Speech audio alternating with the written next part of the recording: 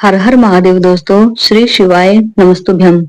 आप सभी शिव भक्तों का मेरे चैनल पर बहुत बहुत स्वागत है। दोस्तों, आज की वीडियो बहुत ही खास होने वाली है क्योंकि आज मैं आपके लिए लेकर आई हूँ एक नई जानकारी जो आपके बहुत काम आएगी। अगर आप मेरे चैनल पर नए हो तो प्लीज चैनल को सब्सक्राइब कर देना। दोस्तों, आप सभी को दशहरे की बहुत बहुत शुभकामनाएं। भगवान भोलेनाथ की कृपा से आप सभी के जीवन में खुशी आए। तो दोस्तों, आज मैं आपको बताऊंगी एकादशी व्रत करते समय किन किन बातों का ध्यान रखना चाहिए, इस व्रत में हमें क्या खाना चाहिए, क्या नहीं खाना चाहिए, ये सभी बातें मैं आपको पूरी डिटेल से समझाऊंगी।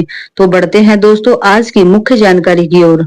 दोस्तों, जैसा कि आप जानते हैं कि अश्विन माह के शुक्ल पक्ष की एकादशी 3 अक्टूबर को है, जो कि ये एकादशी पापानकुशा एकादशी है। दोस्तों, जो भी पुरुष या स्त्री धार्मिक मान्यताओं के पापानकुशा एकादशी के दिन विधि पूर्वक पूजा करता है तो उस इंसान को सभी दुख से छुटकारा मिल जाता है। और एक बात और दोस्तों, जो व्रत करता है, पूजा आराधना करता है, उसको भगवान विष्णु की कृपा प्राप्त हो जाती है। जो भी पापानकुशा एकादशी का व्रत का पालन करता है उसको व्रत का पूर्ण फल मिलता है। अब जानते हैं दोस्तों पापानकुशा एकादशी व्रत का शुभ मुहूर्त के बारे में। दोस्तों, आश्विन माह के शुक्ल पक्ष की एकादशी तिथि की शुरुआत कब होगी, आइए जानते हैं। दोस्तों, इसकी शुरुआत होगी 2 अक्टूबर को शाम 7:10 पर और इसका समापन होगा 3 अक्टूबर को शाम 6:32 पर। तो दोस्तों, पापानकुशा एकादशी व्रत का पारण होगा 4 अक्टूबर को।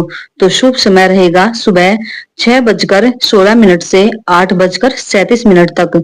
आइए दोस्तों, अब हम जानते हैं एकादशी व्रत के नियम के बारे में। दोस्तों, इस व्रत का सबसे पहला नियम होता है जिस दिन व्रत करें उसके एक दिन पहले या तो दशमी तिथि को खूब आराधना करना है भगवान विष्णु और माँ लक्ष्मी की। साथ में भगवान भोलेनाथ के मूल मंत्र का भी जाप कर लेना है, क्योंकि हमारे पूज्य गुरुदेव कहते हैं कि जिस भी पूजा में शिव का नाम नहीं होता वो पूजा आराधना हमारी अधूरी होती है। दूसरी बात ये है दोस्तों कि दसवीं को आप जब भी भोजन खाओ तो एकदम अच्छा भोजन करना है। ऐसा कुछ भी मत खाना कि जिससे आपकी एकादशी बिगड़ जाए। इसलिए ऐसी वैसी चीजों से परहेज जरूर कर लेना है। बढ़ते हैं दोस्तों एकादशी के दूसरे नियम की ओर। दूसरे नियम को बहुत ही ध्यान से सुनना है, कहीं आप भी ये गलती ना करते हो तो आप भी सावधान हो जाना। दोस्तों, जिस दिन भी आपका एकादशी व्रत हो उस दिन आपने हाथ से किसी भी वृक्ष की पत्ती नहीं तोड़नी चाहिए, वरना आपकी एकादशी टूट जाएगी और आपको उसका फल भी नहीं मिलेगा। तो दूसरे नियम का विशेष ध्यान रखना है अगर आप व्रत का पूरा फल पाना चाहते हैं। दोस्तों, शिव महापुराण में एक बहुत ही अच्छी बात कही गई है एकादशी व्रत करने वालों के लिए। जो भी एकादशी का व्रत करता है ना, उस पे पूर्व में कितने भी पाप कर्म किए हो, जैसे किसी जीव की हत्या की हो या हमारे द्वारा किसी को कष्ट पहुंचा हो या हमने किसी को गाली गलौज कर दी हो या अपशब्द बोल दिए हो, हमारे द्वारा किया गया एकादशी के व्रत से सारे दोष समाप्त हो जाते हैं। पढ़ते हैं दोस्तों तीसरे नियम की ओर। एकादशी के दिन अगर आपका व्रत हो तो उस दिन एक बात का विशेष ध्यान रखना है। अगर आप व्रत के समय कुछ भी फलाहार करते हो तो उससे पहले आपने थोड़ा सा कुछ भी गौ माता को खिलाना बहुत जरूरी है। और उस दिन गाय को एक रोटी जरूर खिलानी चाहिए। और दिन भले ही आप अपने बच्चों के हाथ से रोटी दिलवा दो गाय को, लेकिन जिस दिन आपका व्रत हो उस दिन गाय को एक रोटी जरूर खिलाएं। तो बढ़ते हैं दोस्तों अगले नियम की ओर।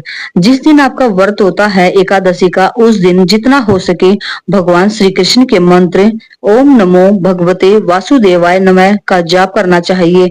आप जितना जितना जाप करोगे उतना ही आपको फल प्राप्त होगा।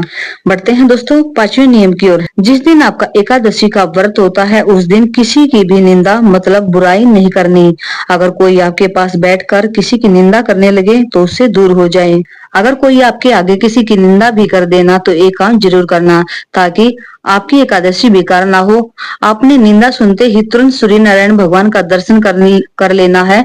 नेत्र बंद करके फिर 3 बार सूर्य नारायण भगवान का दर्शन करें।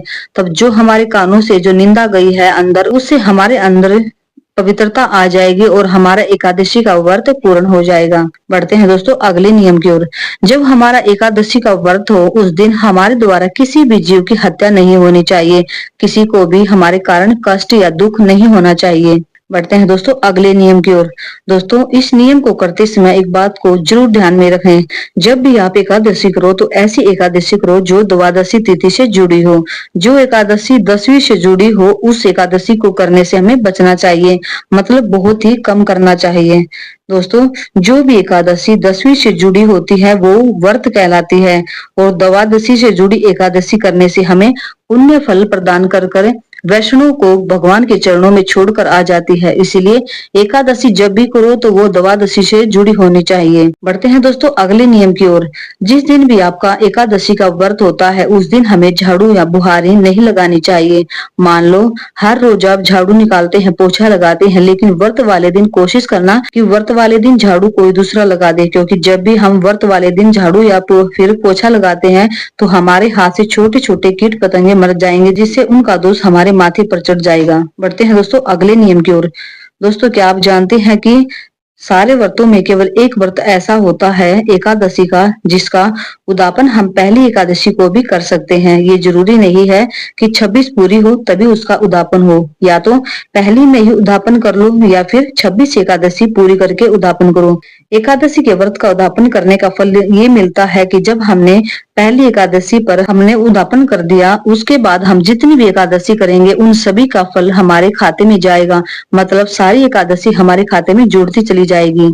दोस्तों जब भी हम एकादशी का उद्यापन करें तो हमें बड़े महीने में करना चाहिए, मतलब माघ महीने के शुक्ल पक्ष की जब भी एकादशी पड़े तो उस दिन हम उद्यापन कर सकते हैं। लेकिन एक बात का जरूर ध्यान दें कि जब भी चतुर्मास चल रहा हो तब एकादशी का उद्यापन, जैसे सावन, भादो, कार्तिक आदि ये महीने भगवान के शयन करने के होते हैं, इन दिनों में एकादशी का उद्यापन बिल्कुल भी नहीं करना चाहिए। दोस्तों जब भी एकादशी के व्रत का उद्यापन करो तो सबसे जरूरी बात ये होती है कि इसके उद्यापन में 24 तरह का नैवेद्य होना बहुत जरूरी होता है।